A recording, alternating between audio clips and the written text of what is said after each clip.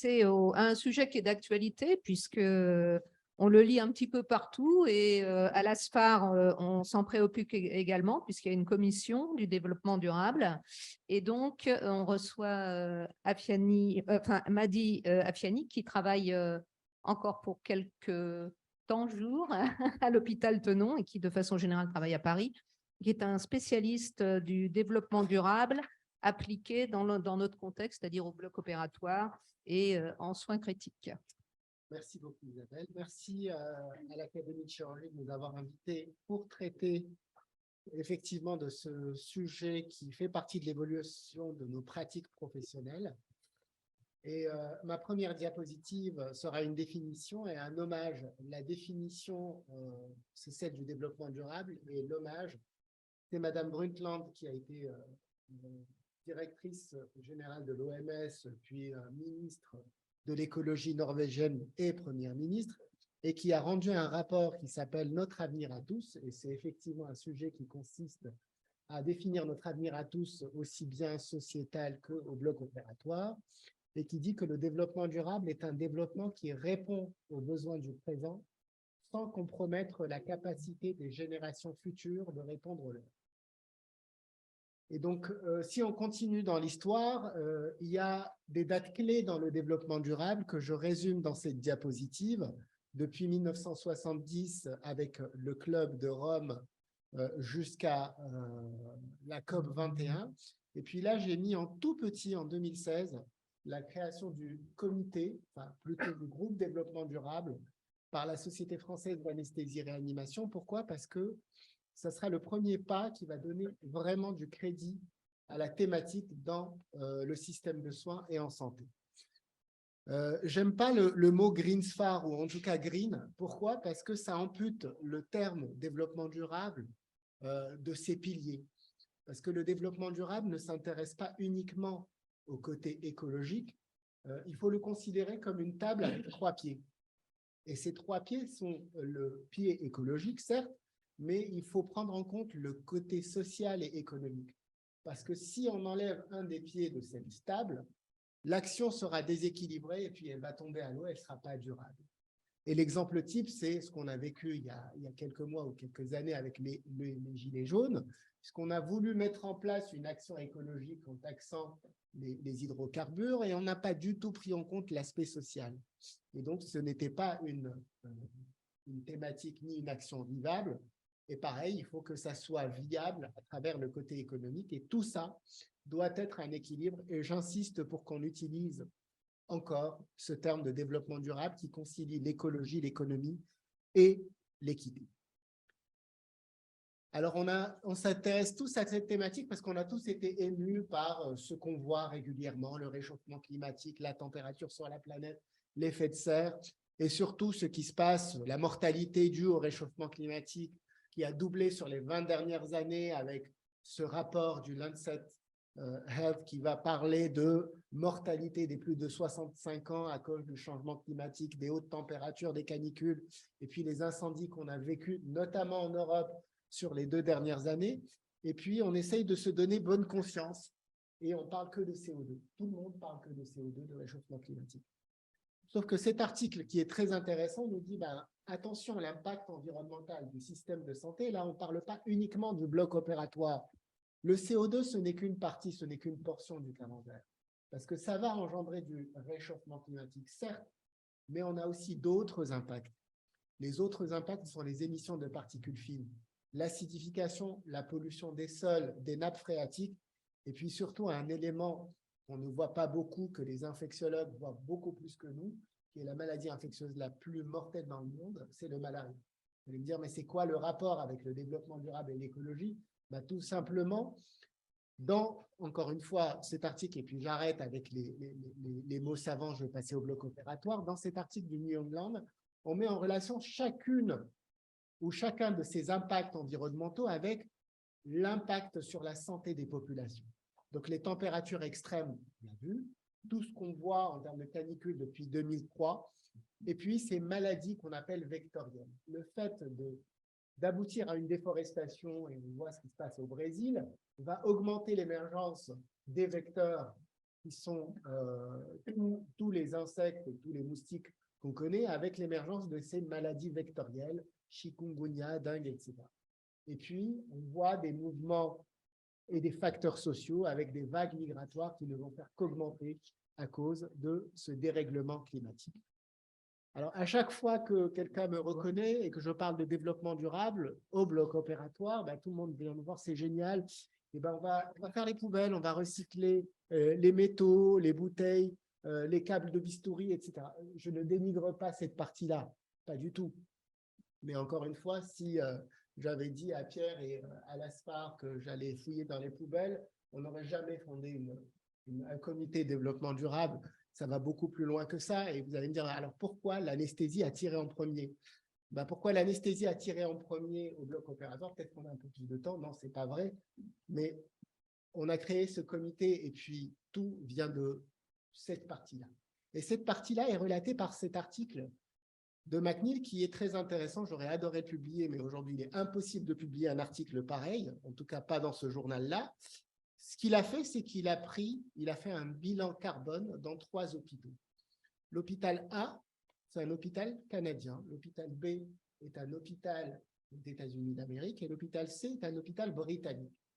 Et il a regardé dans le détail quelles sont les proportions d'émissions de gaz à effet de serre en fonction de la source d'émission. Et si on s'intéresse à l'Amérique du Nord, ben, regardez la partie bleue du camembert, c'est l'anesthésiste et les gaz anesthésiques. Et donc, en 2017, ça a probablement changé, 63% des émissions de gaz à effet de serre dans un bloc opératoire canadien étaient dues aux gaz anesthésiques. 51% aux États-Unis d'Amérique, c'est les gaz anesthésiques. Alors, les Britanniques, c'était 4%. C'est un autre sujet, on va y revenir tout à l'heure. Ils ont travaillé depuis 10 ans sur la décarbonation de leur système de santé et sur les actions sur les gaz anesthésiques. On va y revenir tout à l'heure. Alors, cet article est magnifique. Par contre, je ne partage pas du tout sa conclusion qui dit, ben, écoutez, franchement, il faut arrêter d'utiliser les gaz anesthésiques parce que c'est dangereux. Alors, juste un petit détail, c'est que, regardez la partie verte, c'est entre 12 et 20%. La partie verte, c'est tout ce qui est chaîne d'approvisionnement et les déchets générés au bloc opératoire. En termes d'émissions de gaz à effet de serre, je rappelle ce que j'ai dit tout à l'heure, il n'y a pas que ça, mais déjà, c'était le point de départ pourquoi l'anesthésie s'est intéressée au sujet, au bloc opératoire et s'en est emparée en premier. Et donc, pourquoi elle s'en est emparée? Parce que quand on induit une anesthésie, on est obligé de l'entretenir, ce n'est pas une seule injection. Le plus souvent, l'induction se fait par voie intraveineuse et l'entretien, on a le choix entre une anesthésie totale intraveineuse ou une anesthésie entretenue par ce qu'on appelle des vapeurs halogéniques. Et donc, dans ces vapeurs, celles qui sont les plus communément utilisées dans les pays occidentaux, c'est le gaz bleu et le gaz jaune, la vapeur bleue ou la vapeur jaune, qui sont le desflurane et le sévoflurane.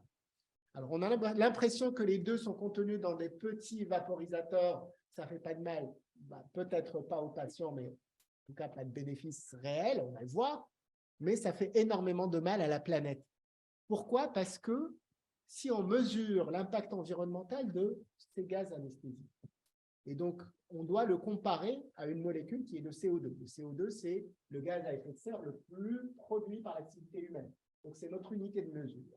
Et donc, sur cette unité de mesure, on va comparer ce qu'on appelle le pouvoir de réchauffement global de ces vapeurs anesthésiques. Et donc, ce gaz bleu qui s'appelle le desflurane, son pouvoir de réchauffement global comparé à une molécule de CO2 sur 100 ans, il est à 2500 fois, ce qui est énorme, versus un peu moins de 300. On ne va pas rentrer dans les chiffres exacts, mais c'est quasiment 10 fois plus. Et pour avoir le même effet, il faut en utiliser 3 fois plus.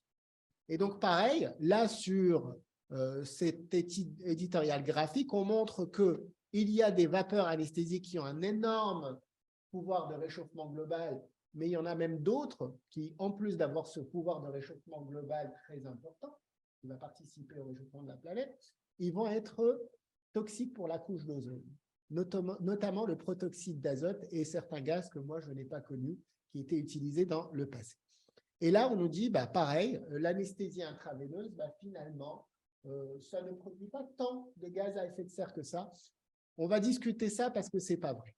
Alors, encore une fois, on peut se poser des questions. Est-ce que les anesthésistes sont en train de se renier? Est-ce qu'on va arrêter de faire de l'anesthésie tout simplement pour sauver la planète? Ce n'est pas du tout le cas. Et je pense que s'il y a une diapositive à retenir dans toute cette présentation, c'est celle-ci. C'est qu'on ne fera jamais passer une décision environnementale avant le risque et le bénéfice pour le patient. Et donc, je garde l'aspect vivable au centre de mes préoccupations et la sécurité des patients au centre des préoccupations. Quand on compare ces deux vapeurs anesthésiques, la plus polluante et la moins polluante, lorsqu'on a commencé, on nous l'a enseigné, et c'est vrai statistiquement, que la plus polluante en gagne du temps pour réveiller le patient, surtout dans l'ère de l'ambulatoire. Statistiquement, c'est vrai, mais en pertinence clinique, on est entre 1 et 4 minutes en fonction de ce qu'on veut faire. Est-ce que ça en vaut la peine? Alors, encore une fois, c'est des études, c'est des revues de la littérature, des méta-analyses, etc., où on mélange un peu de tout. Peut-être qu'il y a quand même une pertinence à utiliser ce gaz le plus polluant, mais dans certaines conditions. Et pareil pour le protoxyde d'azote, quand on l'utilisait initialement, c'était pour potentialiser l'effet de la vapeur anesthésique. Et ce protoxyde d'azote, qui est en quelque sorte un adjuvant, il est destructeur de la couche d'ozone, il a un pouvoir de réchauffement global qui est très important, mais le principal problème, ce n'est pas ce qu'on utilise auprès du malade, c'est que c'est un gaz extrêmement diffusible, et donc pour les chirurgiens viscéraux qui font de la stélioscopie, on connaît très bien parce que ça diffuse dans tout ce qui est espace clos, mais ça diffuse aussi dans les tuyaux qui vont véhiculer ce gaz depuis le cadre où il est stocké jusqu'au bloc opératoire et jusqu'au patient. Et donc ça, dans l'étude de Sergeniec, on a plus de 90% de la consommation qui n'est que de la fuite dans les circuits parce que c'est un gaz extrêmement diffusible. Un autre point, et là je vais m'attarder quelques secondes sur cette diapositive, c'est l'impact sociétal. En gros, je ne suis pas d'accord avec le titre, je vais l'expliquer plus tard, mais ce qui est intéressant, c'est le contenu de la diapositive et ce diagramme-là. Pourquoi? Parce que dans cette étude, ils ont dit que cette vapeur anesthésique va avoir un impact environnemental en termes de réchauffement climatique. Et puis, ce réchauffement climatique, il va avoir un impact sur la santé de la population. Et cet impact sur la santé va coûter de l'argent en arrêt maladie ou en séjour en mauvaise santé. Et donc, quand on regarde quel est l'impact sociétal ou le coût sociétal de l'utilisation de ce gaz avec un débit de gaz frais en fonction de comment j'ouvre le robinet, bah, ça va jusqu'à 78 $ par Mach-heure d'utilisation de ce gaz, ce qui est énorme. Donc, en fait, en pensant faire du bien aux patients et à la société, on fait peut-être un peu de mal aussi à la planète et à la société. Et donc, la conclusion de ces mêmes auteurs, c'est peut-être qu'il faut arrêter d'utiliser les gaz, qu'on ne partage pas, et on va l'expliquer pourquoi, parce qu'on a pris position, puisqu'il y a eu une recommandation de pratique professionnelle. Alors, ce n'est pas une RFE du fait de la faible cohérence et force des études qu'on a sous la main, c'est qu'un bénéfice clinique égal, puisque c'est notre priorité, si c'est la même chose pour le patient, ben, si l'anesthésiste se soucie de la planète, vaut mieux utiliser le gaz le moins polluant. Et puis, pour diminuer l'impact environnemental, on n'interdit pas d'utiliser l'adjuvant parce qu'il en reste certaines indications, mais de l'utiliser correctement avec des systèmes d'administration au plus près des patients. Et donc, quand je dis tout ça, on a l'impression qu'on veut lui faire la peau à ce pauvre gaz, à cette pauvre vapeur anesthésique. Mais en fait, la vérité, elle est ailleurs. Pourquoi? Parce que tout à l'heure, j'ai parlé de différents impacts environnementaux, notamment sur la pollution des sols et des eaux. Et dans cet éditorial de Jody Sherman, c'est en fait, il faut choisir son poison. Est-ce qu'on veut faire de l'émission de gaz à effet de serre ou est-ce qu'on veut polluer la nappe phréatique? Pourquoi? Parce que quand on regarde ce qui se passe au bloc opératoire, on a tous une dogme. Quand on arrive, on doit préparer une salle. Et puis, au cas où on a une urgence, un arrêt cardiaque sur un ASA 1 qui n'a aucun antécédent après une induction, il faut avoir toutes les drogues d'urgence de près. Toutes. Et à la fin de la journée, ben, ce qu'on voit, c'est que 38% de ces drogues, y compris celles qui servent à l'induction, sont jetées. Elles ne sont pas utilisées. Et en fait, ça a un coût, puisqu'on jette de l'argent par les fenêtres. Dans cette étude et dans ce centre, c'est à peu près 80 000 $ par an. Et quand on regarde ce qui se passe dans les égouts à la sortie de l'hôpital, donc ça, c'est une étude française où on a été analyser les résidus de médicaments qu'il y a à la sortie des effluents d'un hôpital. Et là, je l'ai marqué en rouge. Le propofol, quand on nous l'enseigne, il est métabolisé à 99% par le patient. Donc, on ne peut pas faire pipi du propofol. Il n'y en a pas dans le pipi. Et donc, regardez, on le retrouve à la sortie de manière non métabolisée dans 50% des échantillons. Ça veut dire quoi? Ça veut dire qu'un professionnel de l'anesthésie qui n'a pas utilisé cette seringue l'a jetée dans les égouts. Et en fait, je l'ai dit tout à l'heure, il y a un impact environnemental sur la pollution des sols et de la nappe phréatique. Et puis, encore une fois, ça a été publié parce que le seul moyen de s'en débarrasser, c'est soit de l'administrer au patient, sauf qu'on ne peut pas le garder jusqu'au lendemain parce qu'il contient des adjuvants qui favorisent facilement la contamination bactérienne, ben, il faut le brûler. Il faut le brûler à plus de 1000 degrés. Parce que si on le jette dans la nappe phréatique, il est très toxique pour les organismes aquatiques, notamment pour ces petits poissons. Alors, encore une fois, je ne suis pas la fleur bleue à dire les petits poissons, etc., mais pour montrer qu'il faut avoir une réflexion raisonnée en termes de décision. On pense des fois bien faire et on risque de faire pire que ce qu'on avait avant.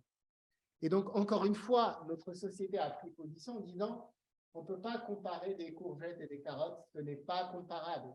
Il y a un gaz à effet de serre et une pollution de la nappe phréatique. Et donc, est-ce qu'on peut faire de l'anesthésie inhalée éco-responsable? Oui. Encore une fois, on ne plaide pas pour arrêter telle ou telle molécule, comme ce qui est sorti dans certains articles, mais on peut être raisonné en regardant ce type d'études. Donc, dans ce type d'études, on compare le gaz le plus polluant, c'est le desflurane, le moins polluant, c'est le sévoflurane, et puis l'anesthésie intraveineuse avec le propofol. Ce qui est intéressant, c'est qu'ils ont pris en compte le plastique, la seringue, l'électricité de la seringue, etc. Et donc, les échelles sont différentes, mais ce qu'on voit, c'est que quand on utilise convenablement ces vapeurs anesthésiques, notamment avec des systèmes de récupération d'effluents de ces gaz, c'est-à-dire qu'on va les piéger, je vais y revenir tout à l'heure, j'arrête pas de me contredire sur le tout pour nous, je vais y revenir tout à l'heure, ben, ça fait pareil que le propofol seul en termes d'émissions de gaz à effet de serre. Donc, je peux gagner quelque chose avec un bon usage des vapeurs anesthésiques. Et donc, comment je fais? Ben, je monitore, je mesure ce que je fais, je mesure la profondeur de l'anesthésie et indirectement, j'ai un bénéfice en réduisant ma consommation et donc en réduisant mon impact environnemental. Et puis, le plus simple, nous, quand on fait de l'anesthésie, ben, on a un nouveau débit de gaz frais qui rentre pour endormir le patient. Ben, tout simplement, fermer un robinet. On n'a pas besoin de faire une étude randomisée en double aveugle pour dire aux gens juste fermer le robinet. C'est pareil qu'à la maison. Et puis, surtout, on a de la technologie compatible avec ça, puisqu'on a de nouveaux respirateurs qui, eux, ferment automatiquement le robinet et nous donnent des objectifs sans consommer énormément et sans polluer énormément la planète. Je reviens au système de recapture de ces vapeurs anesthésiques. C'est très séduisant, ça existe depuis des années. Il y a des centres qui n'ont pas de secteur d'évacuation des gaz anesthésiques qui utilisaient des systèmes d'absorption. Et donc là, c'est très séduisant parce qu'on nous dit qu'avec les systèmes d'absorption, ça marche très bien puisque ça réduit les émissions de gaz à effet de serre. Mais quand on regarde dans le détail ce qui se passe, cette étude sur ces systèmes de recapture, en fait, ils ont fait 80 anesthésies. Et sur les 80 anesthésies, ils ont mis 84. Ce n'est pas ce qu'il faut faire, mais pour les besoins de l'étude, on peut comprendre. Et puis, une fois stocké et arrivé chez la personne qui va traiter ce produit pour en extraire ces vapeurs anesthésiques, savoir combien on en a récupéré, eh ben, on ne récupère que 25% du desflurane qu'on aurait administré. Et donc, il y a une réponse. Ben déjà, moi, ça me dérange un petit peu parce que le dispositif, il ressemble à un gros tupperware comme celui que je prends le matin pour ramener à manger, alors que la vapeur anesthésique, quand elle est livrée dans une bouteille en aluminium bien scellée, bien fermée. Alors, c'est qu'il y a une partie chimique, c'est que la température d'ébullition de ce gaz, elle est à 24 degrés. Donc, en fait, à l'air ambiant, ça s'évapore tout simplement à travers la porosité de ce tupperware. Et dans la réponse à l'article, c'est-à-dire que pour être comparable au sévoflurane, il faut récupérer 98% de ce gaz qu'on a administré. Et donc, encore une fois, je ne mets pas à la poubelle ce dispositif, je dis juste que ce n'est que le début et c'est quelque chose qu'il faudra probablement retravailler. Alors, je n'ai jamais dit que je n'allais pas parler de déchets puisque je ne dénigre pas cette partie. Je redis que c'est entre 12 et 20% des émissions de gaz à effet de serre au bloc opératoire. Et c'est là où j'insiste sur deux notions. La première, c'est la définition du déchet, c'est toute substance ou objet qui relève d'une catégorie. On passe dans le détenteur doit se défaire. C'est-à-dire que j'ai une belle bibliothèque, je veux m'en défaire, c'est un déchet pour moi. Ça peut être une matière première pour quelqu'un. Et puis, tout le monde dit déchets d'ASRI, déchets d'activité de soins à risque infectieux, et DAOM. En fait, DAOM, ça n'existe pas. Tout simplement parce qu'il existe tout simplement un déchet dangereux et un déchet non dangereux. Dans le déchet dangereux, il y a le déchet à risque chimique, radioactif, infectieux. C'est ce qu'on a à l'hôpital, c'est des déchets à risque infectieux. Et puis, le déchet est qualifié aussi par celui qui va le produire. Et donc, le producteur peut être un ménage. C'est moi, le soir, quand je suis chez moi, c'est un déchet ménager. Mais par contre, tout ce qui n'est pas ménage est un déchet d'activité économique. Et l'hôpital fait partie de ces activités économiques. Donc, le DAM n'existe pas. C'est quelques communes qui donnent cette dérogation pour ceux qui habitent dans l'hôpital. C'est très simple. Mais tout déchet qui est généré dans l'hôpital est un déchet d'activité de soins. Après, il peut être dangereux comme il peut ne pas être dangereux. Alors, à l'hôpital, on est aussi soumis au décret 5 flux de 2016, où on doit séparer le papier, le métal, le plastique, le verre, le bois, c'est très bien. Le bloc opératoire aussi. Et si on ne le fait pas correctement, on a 150 000 € d'amende. Et si on ne le fait pas, eh ben, on nous renvoie les déchets jusqu'à ce qu'on les ait triés. Jusqu'à présent, c'est beau, c'est magnifique, mais dans la vraie vie, c'est que les gens se débrouillent un petit peu tout seuls parce que ça reste des déchets d'activité de soins, avec ou sans risque ou dangerosité. Et puis, les gens les mettent dans des bacs. Pour ceux qui en font, il y a très peu de protocoles de suivi et de traçabilité de ce déchet que je vais valoriser plus tard. Et donc, tout ça pour dire que la route pour l'enfer est pavée de bonnes intentions et l'enfer n'est pas une poubelle. Et que pour le faire correctement, et c'est un travail qui est en cours, il faut associer toutes les parties prenantes pour le faire correctement et avoir une traçabilité. En attendant, le déchet le plus facile à éliminer, c'est celui qu'on ne va pas produire. Et comment on ne va pas le produire? En prenant l'usage unique ou le réutilisable, des études d'anesthésie aussi qui comparent du matériel réutilisable versus usage unique pour les masques de ventilation, les circuits de ventilation, etc. Et donc là, c'est une étude australienne. En Australie, l'énergie est basée sur le charbon. Pour revaloriser, pour recycler, pour décontaminer, il faut énormément d'énergie. Le scénario australien, il ne gagne rien du tout parce que du temps de l'étude, leur énergie était essentiellement basée sur le charbon. En termes d'émissions de gaz à effet de serre, ça fait pareil. Par contre, en Europe, où l'énergie est décarbonée, on gagne énormément. Alors, j'avais dit tout à l'heure risque infectieux, revue de la littérature faite par Pierre et Hélène, qui est très intéressante, où on voit que dans certaines études, il y a un risque infectieux sur le réutilisable. Le problème, ce n'est pas le réutilisable, c'est les méthodes de nettoyage et de décontamination.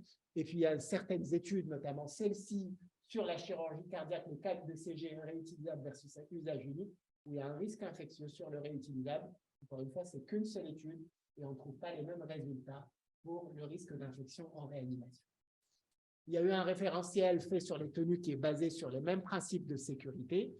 Et juste un petit mot sur l'énergie. L'hôpital britannique, qui 84% de ses émissions étaient dues à l'énergie, encore une fois, produite au charbon, pas de mesure de réduction de la consommation énergétique, sachant qu'on peut le faire. Ça, c'est une étude qui est en cours de publication chez nous. C'est de la modélisation où on a de la domotique qui n'arrête pas, qui met en veille la ventilation dans les blocs qui ne sont pas utilisés, qui permet d'économiser jusqu'à 48% en énergie.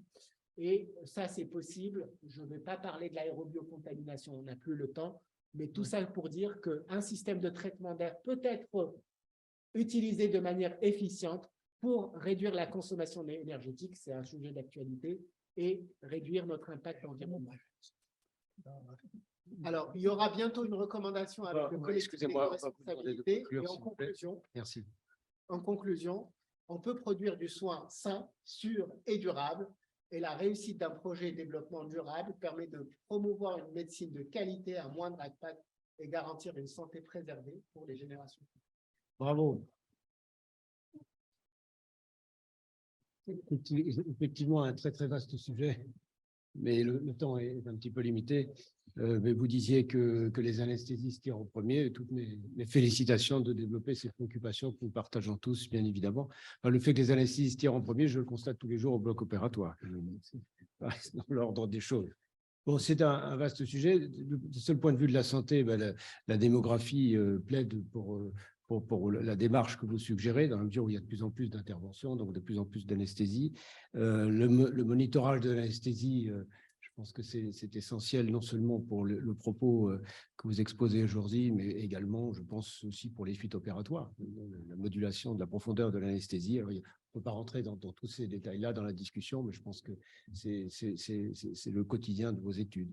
Est-ce qu'il y a la place peut-être pour 2 questions? Si vous avez, oui, ou un commentaire. Juste pour vous dire, vous connaissez le groupe CERES, probablement, qui est le groupe qui est mené par Karim Slim, donc chirurgien à Clermont-Ferrand, qui justement a mis en perspective toutes ces problématiques qui ont été survolées par Mehdi et qui essaye de faire une association finalement entre les parcours courts et l'impact écologique finalement d'un parcours court. C'est complexe, hein, mais en tout cas, c'est un bon instrument de communication pour que chacune des spécialités puisse intervenir. Et d'autre part, vous utilisez des robots. Moi, j'étais assez impressionné quand même par l'agressivité économique de ces robots, et en particulier par le fait que la moindre pince est à usage unique. Alors, et d'ailleurs, c'est vrai pour tous les dispositifs médicaux, c'est-à-dire qu'on pourrait collectivement, je veux dire, l'ensemble des médecins et des chirurgiens, s'opposer à une forme en fait, de commercialisation des dispositifs médicaux qui nous impose finalement de l'usage unique ou de l'obsolescence, alors qui est évidente, qui est programmée, comme par exemple l'utilisation une fois d'une pince ou d'un objet, d'un dispositif. Non, mais moi, j'allais aller dans le sens de Pierre Albaladejo. Je me souviens qu'en ORL, il y avait une instrumentation à usage unique pour les amygdales. En tout cas, c'est ce qui était utilisé à Trousseau. Et c'était assez impressionnant de voir ce matériel à usage unique à chaque fois pour chaque cas et qui disparaissait ensuite. Alors, peut-être d'ailleurs, il ne disparaissait pas complètement, je ne sais pas. Mais c'est un exemple typique de ce que tu disais, c'est-à-dire qu'il y a quand même des intérêts économiques autres derrière qui étaient majeurs et qui vont peut-être être, influencés aussi par ça forcément. Hein. Mais donc, il faut qu'on soit vigilant, je pense quand même.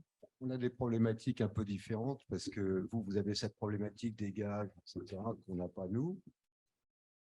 On a tenu une session il y a 2 ans ici, avec l'équipe de Strasbourg, Patrick Pessot, ils ont fait des études à Strasbourg.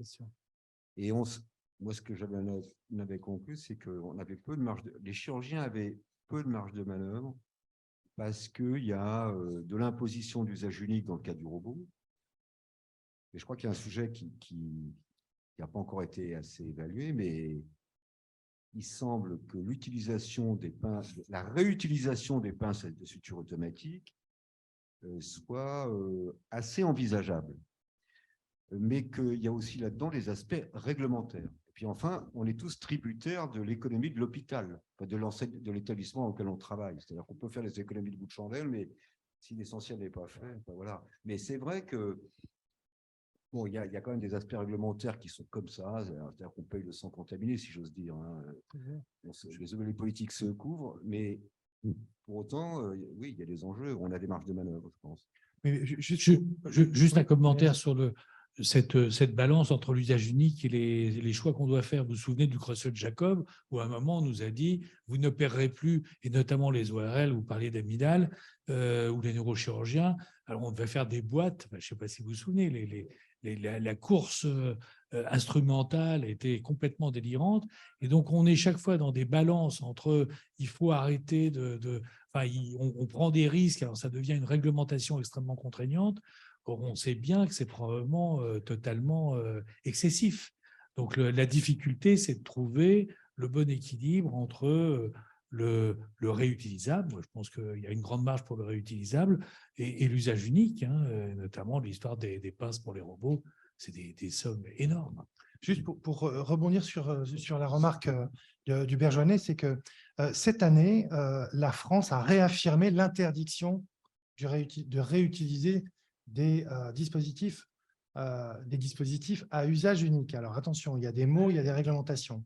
Alors qu'elle avait le choix de partir sur la stratégie de réutilisation que fait l'Allemagne et l'Angleterre, en tout cas pour l'Europe, l'Allemagne, et depuis très longtemps, du reprocessing. On prend la pince, on lui rend une qualité industrielle et on la réutilise, avec un coût économique qui est faible, qui est plus faible. Et donc, je pense que les sociétés savantes, l'Académie de chirurgie, devraient s'engager finalement et se positionner. Est-il encore, enfin, doit-on rentrer dans l'économie du reprocessing, puisque ça a un coût et ça a un impact écologique aussi. Et je pense que ça, c'est Se poser la question. se poser la question. Une dernière question. J'allais juste essayer de commenter en fait dans l'esprit de quelle collaboration a-t-on aujourd'hui entre sociétés savantes, disons comme praticiennes, et la société d'hygiène hospitalière qui s'occupe d'infections périopératoires, etc. Les systèmes de désinfection sont très variables sur certains instruments comme les échographes. On passe par voie endoscopique, etc. Comment est-ce qu'on les renettoie correctement? Est-ce qu'il y a de nouveaux systèmes? Il y a des rayons ultraviolets, je ne sais pas, il y a un tas de systèmes qui sont… on devrait en discuter entre disciplines avec ces sociétés en charge de cette réglementation. Merci beaucoup.